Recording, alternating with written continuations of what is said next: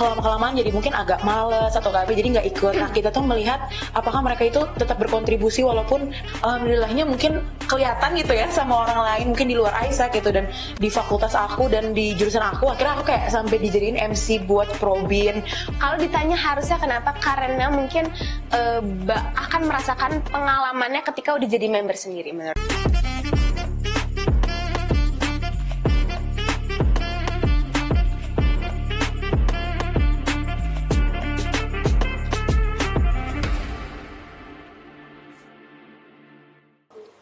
Halo teman-teman, welcome back to podcast Let's Talk. Pada episode kali ini kita bakal ngobrolin soal salah satu unit kegiatan mahasiswa yang ada di Universitas Brawijaya.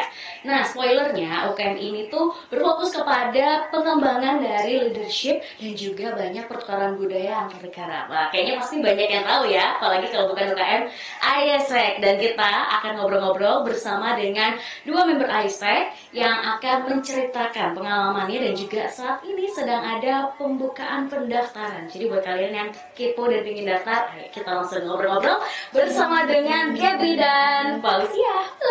Halo. Kok banget? Kayak pada suara ya? Kompak banget ya. Oke. Gimana kabarnya hari ini? Baik. Kalian latihan dulu kan rumah sekolah gitu. Oke. Iya, Nah, kenal maka tak sayang. Kenalan dulu dong. Silakan. Oke, dari aku dulu ya. Aku nama aku Gabriela Diajeng, biasa dipanggil Gaby. Role-nya sebagai LCVP of Talent Management atau biasa kita local head atau kepala departemen di bagian bidang HR seperti itu. Oke, thank you Gaby. Halo semuanya, halo Kak. Nama aku Fauziya, Lutfi Alifa, dipanggil Fauzia. Sekarang aku role-nya di ISEC sendiri itu sebagai Organizing Committee President Join ISEC. Jadi sebenarnya aku kepala pelaksana nih dari Join ISEC atau rekrutmen di ISEC itu sendiri, kayak gitu Kak. I see, oke. Dan kita emang beneran mau fokus ya ngobrolin soal open recruitment dari ISEC itu sendiri. Ya. Yang katanya udah mau ditutup ya bentar lagi. Udah extend. Iya. Saking banyaknya antusiasme dari teman-teman mahasiswa UB nih ya berarti ya. Betul. Oke, nah sebelum kita ngobrol lebih jauh soal itu, mungkin ada nih beberapa teman-teman maba yang masih belum familiar. Jadi perlu nih diedukasi lebih lanjut. ISEC itu organisasi apa sih sebenarnya?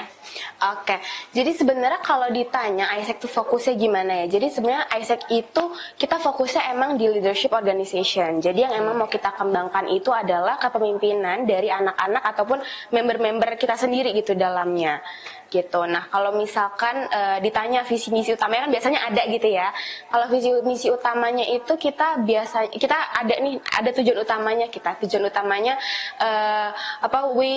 to achieve and fulfillment of humankind's potential gitu. Jadi biasanya kita tuh emang ada di situ. Jadi emang fokus utamanya itu.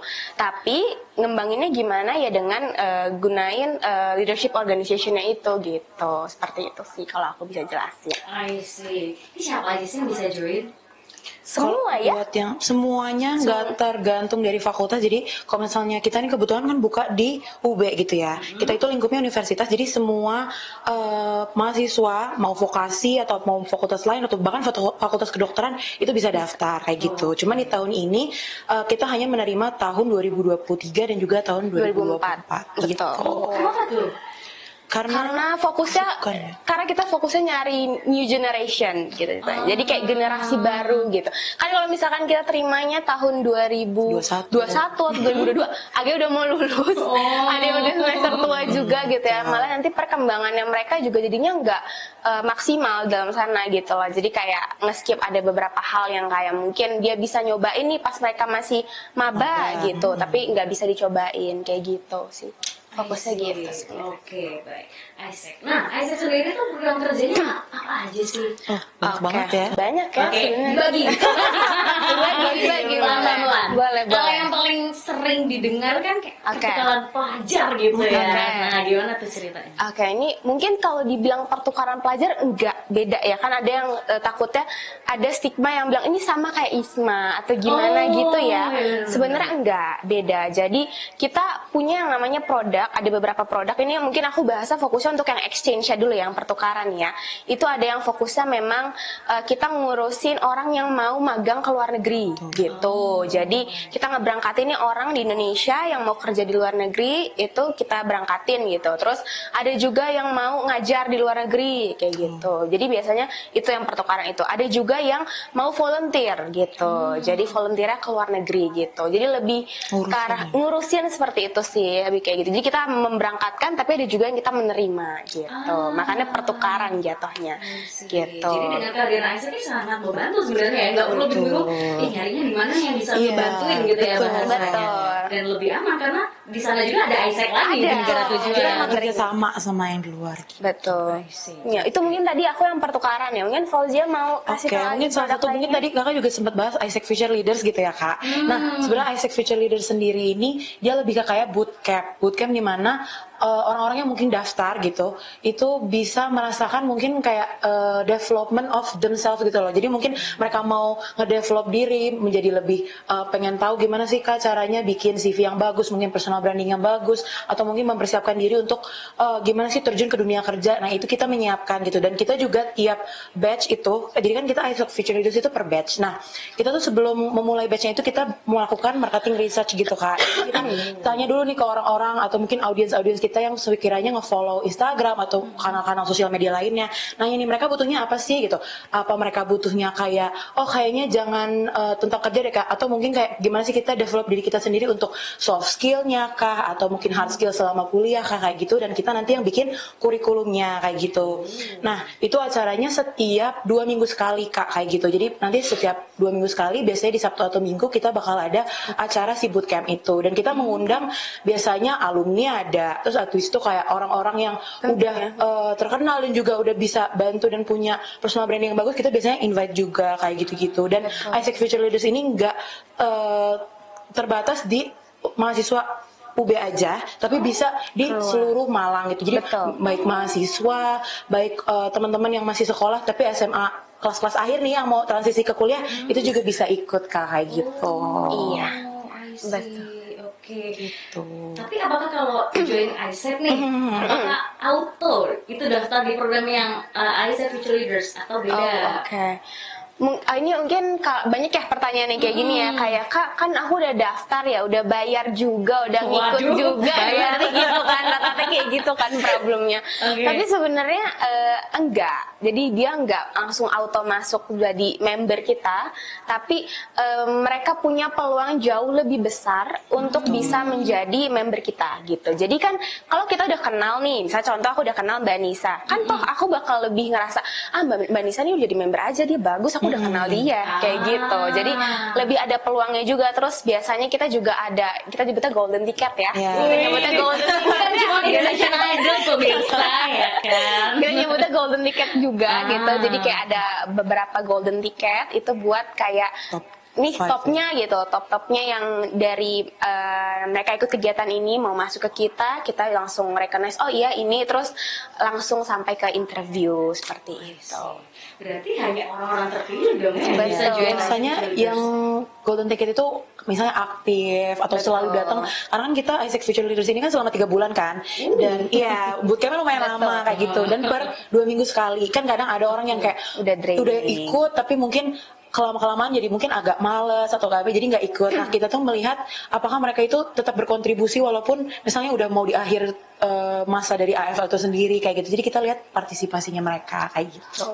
Iya, betul. Nah kalau kita tarik mundur, daftar Isaac juga nggak sekedar daftar ya, ada proses seleksi. Ada, iya betul. Ini perlu di make sure gitu ya. Jadi biar nggak salah kaprah yang lain. Bayar doang auto member. Tidak, ceritain dong.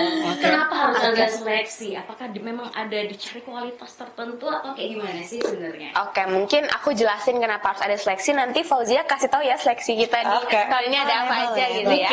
Jadi kalau misalkan kenapa harus ada seleksi? Karena nggak cuman di ibaratnya contoh kita masuk universitas aja SBMPTN gitu seleksi gitu kan ya sama, jadi kayak mungkin nggak sekelas yang susah itu, seberat itu, nggak seperti itu sih, cuman lebih ke arah kita mencari orang yang memang bener-bener niat atau mereka mau gigih banget untuk jadi member kita gitu kan, nggak yang cuman kayak kayaknya masuk Isaac nih kayak keren nih, atau kayak FOMO doang. FOMO nih kayak iya gitu kan ini kayaknya rame nih, banyak orang yang daftarnya Isaac aja gitu, tapi mereka nggak tahu sebenarnya mereka mau ngapain di sana, atau ternyata mereka nggak begitu paham, kayak cuman, atau mereka cuman yang kayak udahlah daftar aja bingung mau ngapain gitu. Jadi itu kenapa kita perlu namanya selection process gitu. Ini kalau mau tahu isinya apa aja selection prosesnya tahun ini boleh. Oke, jadi buat tahun ini Join Isaac itu pertama adalah kita melakukan registrasi teman-teman. Nah, registrasi itu kita dicatat ya, mungkin Mbak Nisa juga bisa nanti kalau ada yang nanya-nanya gitu ya. Kita tutupnya tanggal 7 September hari Sabtu kayak gitu. Jadi mungkin buat teman-teman yang masih belum daftar nanti bakal nonton podcast ini, jangan lupa untuk daftar kayak gitu. Nah, sebenarnya registrasinya ini lebih kita nanya ke teman-teman yang daftar itu apa sih tujuan mereka untuk mendaftar kayak gitu kan Kak. Misal kayak mereka mau ngapain sih, kok mau meningkatkan self development mereka, atau mungkin mereka mau ketemu atau exchange mau apa ya, komunikasi dengan orang-orang di luar internasional kayak gitu. Nah, terus habis itu setelah registrasi nanti bakal ada talk show namanya You Today kayak gitu. Nah, You Today ini sebenarnya program annual juga ya Gap ya. Betul. Dari Isaac Universitas Brawijaya juga kayak gitu. Nah, You Today ini sebenarnya talk show di mana kita tuh bahas tentang youth gitu. Betul. Muda, orang-orang muda kayak gitu. Mereka tuh butuhnya apa sih kayak gitu. Nah, di kita itu tahun ini di Youth Today-nya Join Isaac itu bakal bahas pertama mungkin personal branding juga kayak gitu. Gimana sih kita tuh bisa membangun personal branding kita kayak gitu. Terus juga nanti bakal ada penjelasan tentang Isaac itself gitu yang bakal dibawain kebetulan sama Gaby kayak gitu. Udah hatam lah ya. Udah hatam ya pengetahuannya gitu. Jadi mungkin teman-teman yang emang tujuannya untuk seleksi, ikut seleksi ini bakal lebih tahu gitu, lebih mengerti Isaac itu ternyata ini gitu loh, karena kan masih banyak nih paham-paham yang mungkin masih keliru gitu tentang Isaac itself kayak gitu. Nah, setelah You Today nanti bakal ada personal value assessment. Nah, ini udah mulai ke proses seleksi. Jadi kita mulai seleksi di sini teman-teman kayak gitu. Nah, personal value assessment ini sebenarnya seperti namanya gitu, itu menilai segimana sih kita itu bisa fit sama culture-nya Isaac itself gitu. Karena buat aku culture-nya Isaac itu lumayan berbeda daripada organisasi lain gitu Kak. Karena mungkin ada beberapa yang takutnya kan kalau misalnya kita nggak sejalan nih sama value organisasi ini, kan nggak mungkin ternyata pas kita keterima takutnya nggak enjoy, takutnya nggak enak ngejalaninnya kayak gitu kan Kak, kayak gitu. Dan itu sebenarnya inisiasi dari Isaac Indonesia kayak gitu. Nah, terus selanjutnya bakal lanjut ke leaderless group discussion. Jadi leaderless group discussion inilah study case di mana satu grup itu dikumpulin bareng-bareng gitu Kak, dan nanti bakal dikasih study case nih Kak buat mereka selesain selama waktu tertentu kayak gitu. Nah, bedanya mungkin Kakak pernah dengar FGD gitu ya, focus group discussion sama leaderless group discussion. Kalau focus group discussion itu dia ada satu orang yang memimpin si study case ini. Sementara kalau leaderless itu gak ada yang memimpin, jadi satu grup itu harus bekerja sama gimana sih caranya kita bisa nge-solve ini dengan semua di satu kelompok itu memberikan input dan opininya masing-masing kayak gitu. Tujuan kita sebenarnya melihat apa sih, kan kita ini kan organisasi yang melihat leadership gitu kan ya Kak, mau mengembangkan leadershipnya. Nah, sebenarnya leadership itu gak cuma tentang diri kita sendiri, tapi gimana sih kita bisa ngerangkul orang-orang di sekitar kita untuk ikut berkontribusi dan memberikan pendapatnya kayak gitu. Betul. Nah, dari LGD nanti bakal lanjut ke interview nih Kak. Nanti interviewnya one on one. Iya, panjang ya lumayan ya Kak ya. Nah, di interview nanti bakal ada interview sama mungkin semua anggota Isaac yang bertugas kayak gitu. Dan nanti di akhir bakal ada announcement-nya kayak gitu Kak. Udah kayak orang udah start jajan sih. Sebenarnya rangkaiannya yang paling kita fokusin cuma 3 sih jatuhnya. Personal value assessment, kemudian LGD, lalu interview, itu aja gitu. Cuman tadi full rangkaiannya seperti itu. Oke, jadi memang harus bersiap gitu ya. Harus dari awal tuh nawaitu banget gitu, jangan FOMO-FOMO doang kan. Betul. Oke, nah terus skill apa yang dibutuhkan untuk dipersiapkan sama teman-teman gitu ya, biar maksimal nanti menjalani semua prosesnya? Oke, mungkin ini sekalian tips and trick mungkin boleh gitu ya. Eksklusif hanya di sini kali ya. Sebenarnya kalau ditanya gimana skill apa aja ya, sebenarnya kita nggak ada spesifik skill yang kita cari yang kayak kita butuh gini atau nggak mau yang kayak gini gitu, nggak. Karena kan kita memang fokusnya ada mau development ke orangnya gitu. Jadi yang kita cari memang sebenarnya ibaratnya kita cari barang yang mentah dulu, abis itu nanti kita kembangkan di sana, kita bentuk seperti apa, ibaratnya kayak gitu. Jadi kalau ditanya skillnya gimana, nggak ada, cuman yang penting kalau misalkan emang pas lagi interview atau lagi LGD itu pede aja sih, lebih ke pede aja. Terus nggak ada yang benar, nggak ada yang salah, no wrong or right answer, semuanya kita cuman nyari opini terbaik aja, ataupun kita nyari yang kayak oh iya nih orang ternyata bisa membawa timnya ya, oh ternyata dia bisa gini ya membawa dirinya ya, seperti itu sih yang kita nilai, yang kita lihat gitu. Oke. Gitu. Kemudian banyak rumor yang beredar katanya kalau jurnalisnya harus pintar bahasa Inggris gitu ya, sampai haruskah siap sertifikat TOEFL gitu. Gimana tuh jawabannya? Ini kali ya, sebenarnya TOEFL aku nggak bagus. Aku juga nggak ada sertifikat bahasa Inggris sama sekali ya. Membongkar diri sendiri. Enggak, TOEFL Jadi aku itu mitos. benar. Yang penting maksudnya orangnya emang mau berusaha aja gitu. Jadi aku dulu pas waktu zaman interview dulu sama sebelumnya ya, sama terdahulu bahasanya. Aku dulu sering banget kayak hi Kak, is it okay if I'm using bahasa gitu. Jadi kayak aku switch dulu nih ke bahasa Indonesia, terus aku lanjut lagi ke bahasa Inggris. Yang penting aku udah nanya nih permisinya dulu, habis itu baru gitu. Biasanya kayak gitu sih. Karena kita daily-nya juga tetap meeting apapun tetap pakai bahasa Indonesia gitu. Karena tetap ada statement kita Indonesia is a home gitu. Jadi tetap menggunakan bahasa lokal gitu ya. Betul. Karena sebenarnya penggunaan bahasa Inggris sendiri itu memang hanya diperlukan untuk mungkin mengerjakan formal ya dari ISEC Indonesia-nya itu sendiri formal gitu. aja. Tapi kalau misalnya kita ketemu bareng-bareng nih satu ISEC UB, itu nggak ada penggunaan bahasa Inggris gitu. Jadi aman ya teman-teman yang akan menjawab kekhawatiran para netizen yang budiman kayak harus aku tes TOEFL dulu, mana tes TOEFL kan butuh waktu gitu ya, apalagi 7 September udah ditutup. Betul. Jadi sudah terhapus itu ya keraguannya. Oke, nah aku penasaran dengan personal experience-nya teman-teman gitu ya. Kalau kita ngomongin soal pengembangan atau development soft skill atau diri dan leadership, aku rasa banyak gitu ya organisasi yang ada di UB juga. Tapi kenapa kalian gitu ya spesifik memilih ISEC gitu? Alasannya apa? Oke. Mungkin kalau misalkan ditanya kenapa, aku tuh sebenarnya awal-awal ISEC itu tuh munculnya di TikTok aku. Di TikTok.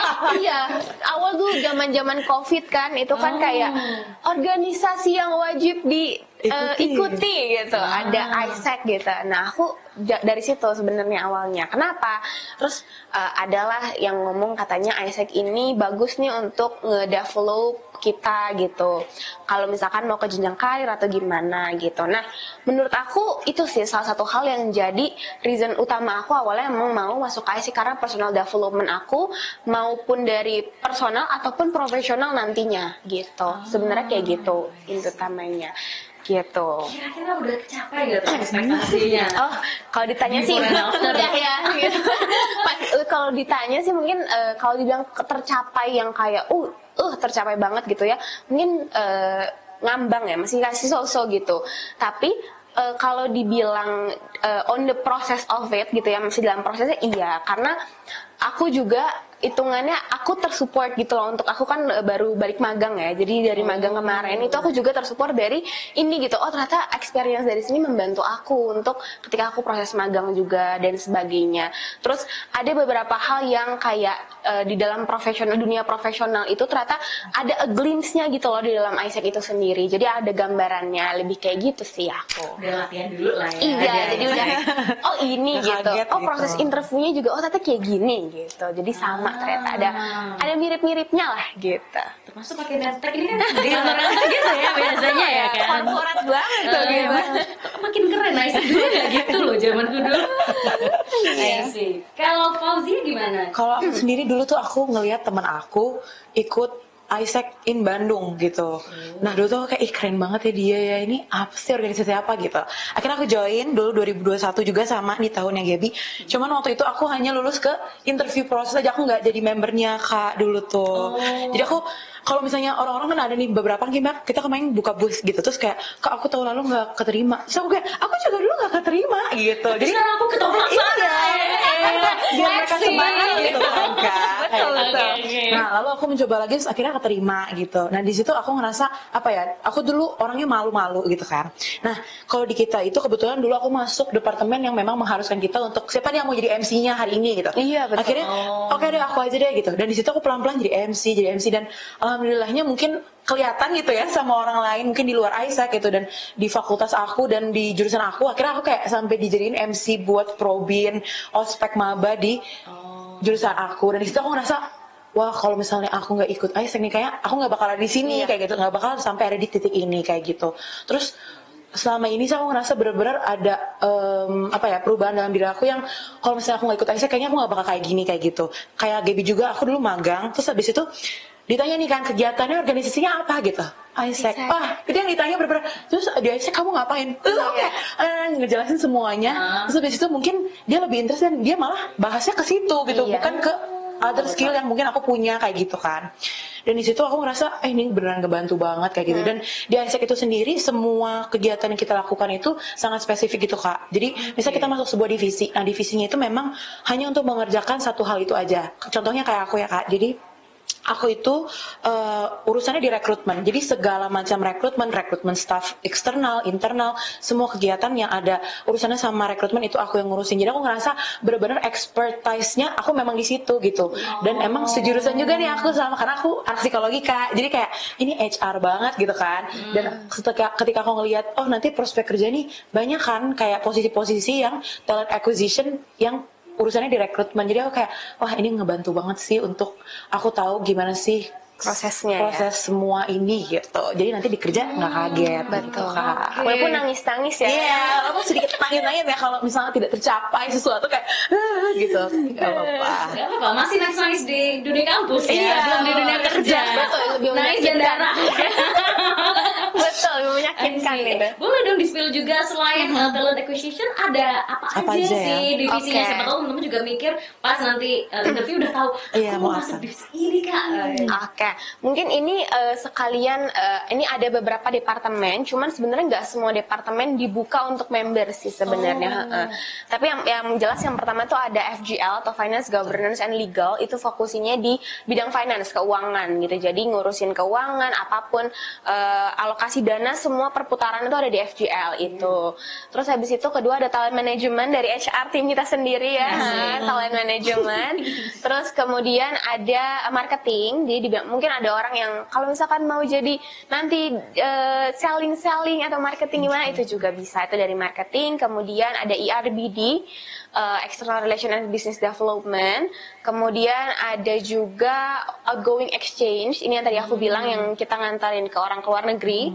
Terus ada incoming global volunteer, ini datengin orang yang mau volunteer ke Indonesia, jadi yang menampung. Kemudian yang terakhir ada Isaac Future Leader, gitu tadi yang dibahas gitu. Itu departemennya. Cuman yang open untuk member itu semuanya kecuali FGL gitu. Finance. Itu kuncinya gitu. Kunci, jadi tidak boleh ada member. Jadi ini cuman ada jadi untuk finance, governance and legal ini hanya diperbolehkan kalau misalkan kita mau kalau kita namanya high role, jadi kita naik posisi gitu. Jadi emang khusus fokusnya hanya di posisi manajernya aja gitu. Aku jadi penasaran ketika misalnya tahun ini nih apply join jadi member, berhasil tuh jadi member. Next year-nya apply lagi atau bisa langsung naik role berikutnya? Oke, enggak. Jadi enggak bisa langsung naik gitu. Tapi kita kalau misal kita bukan habis masa jabatan modelnya. Jadi once you become jadi member gitu, jadi member nanti ditanya nih mau lanjut atau enggak gitu. Nanti kalau dia lanjut, setelah dia lanjut, nanti kalau udah lanjut dikasih pilihan mau lanjutnya jadi member atau mau naik posisi. Nanti kalau naik posisi ada prosesnya dulu gitu, proses interviewnya, proses bikin kita ada namanya bookletting dan sebagainya gitu. Bener-bener dibuat seolah bener-bener di dunia kerja. Betul, gitu ya. Gitu. Walaupun sesama member ada kompetisi. Tapi sehat, tetap kompetisi yang sehat, gak sikut-sikut. Gak ada tuh jalur odal, ada. Adanya networking. Ada. Betul.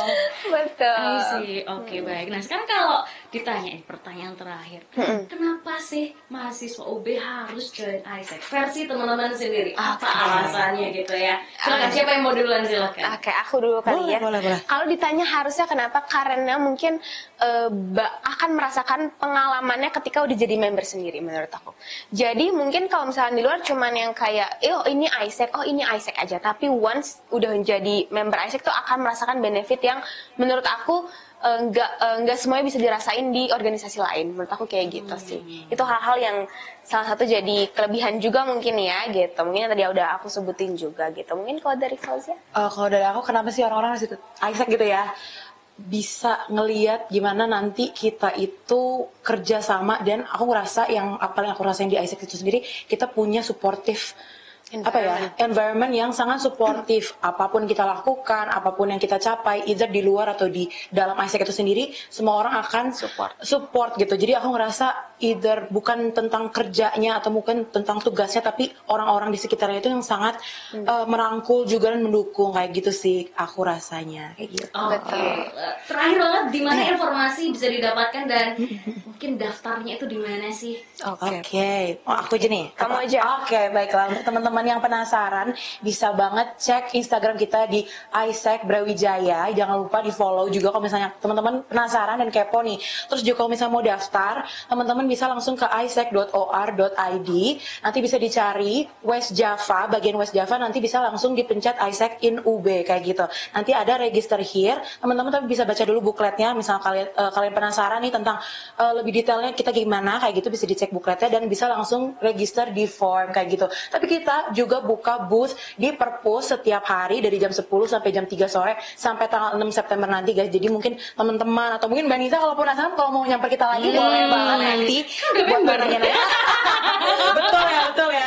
Bukan pernah ya dalamnya ya. Dan teman-teman yang penasaran bisa banget datang ke booth kita di Perpus kayak gitu teman-teman. Itu aja Keseharian Kak. kita Apa? lihat di Iya, ini promosi juga ya teman-teman. Kalau misalnya mau lihat keseharian kita itu, jadi jatuhnya kayak internal communication kita gitu.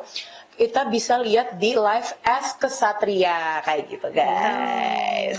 Mbak Nisa kan part of Live as Kesatria juga Dulu. Tapi memang seru banget sih ya. Iya. Maksudnya kerasa sampai sekarang juga. Dan semoga teman-teman sukses nih programnya, makin banyak teman-teman yang join, dan teman-teman yang katanya pingin jangan pingin doang ya, langsung action ya. Ntar keburu ditutup protes lagi padahal udah extend gitu ya. Oke, sukses terus buat teman-teman, dan thank you semua pemirsa yang sudah nonton. Yang penting action ya, jangan cuma pingin doang. Dan terima kasih udah nonton episode kali ini. Kita jumpa lagi di episode berikutnya. Bye bye.